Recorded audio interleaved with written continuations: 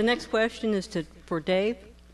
Yes, well-publicized problems in the state's criminal justice system are raising new questions about the death penalty in Texas. There have been more than 40 cases in which inmates were wrongfully convicted and later exonerated, including one on death row. Additionally, a court of inquiry was held last week in Austin to determine if a flawed arson investigation led to the wrongful execution of Cameron Todd Willingham of Corsicana. In light of all that, should capital punishment be continued in Texas? And if it is, should there be new safeguards to prevent the execution of an innocent person? Ms. Glass?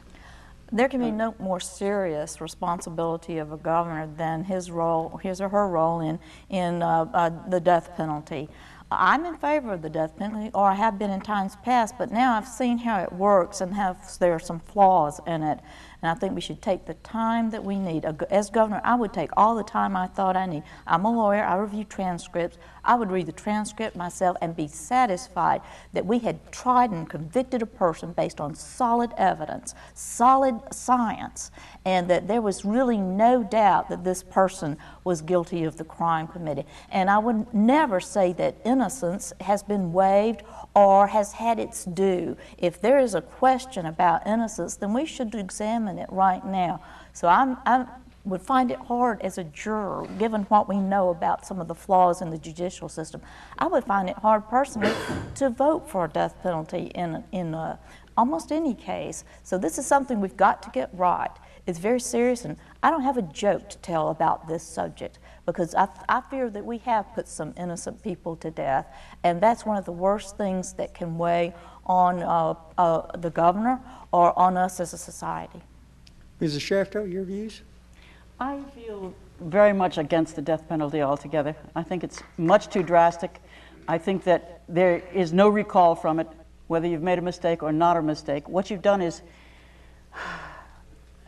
cheapen the entire society by saying this is how we deal.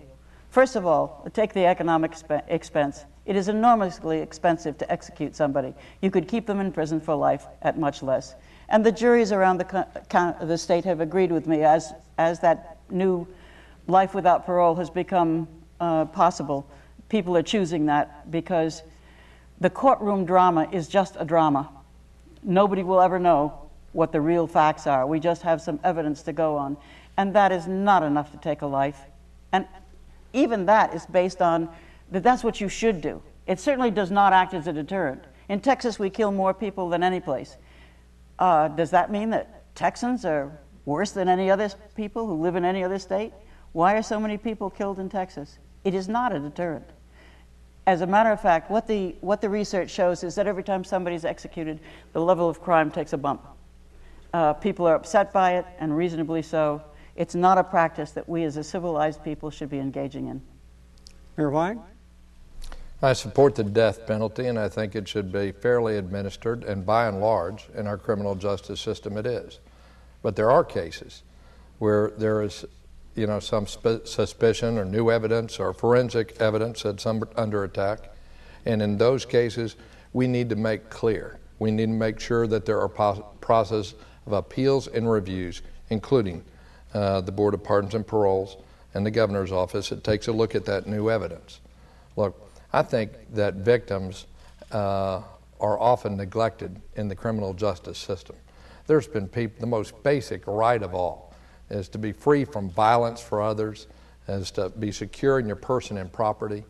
And I think victims, for good reason, understand that retribution is one part.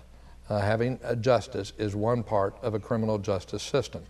As governor, I would do what I did as mayor when I got to be mayor, and I found that there were cases where forensics were under question. We took a look at those cases and went through the DNA lab and identified those cases, and in 2 cases we had people who were exonerated because we went through that. But I don't think you should put a moratorium on all. And finally, I want to tell you that in this state, we need to do a better job in our criminal justice system overall. Too many people do not have opportunities when they leave prison, and then they go right back.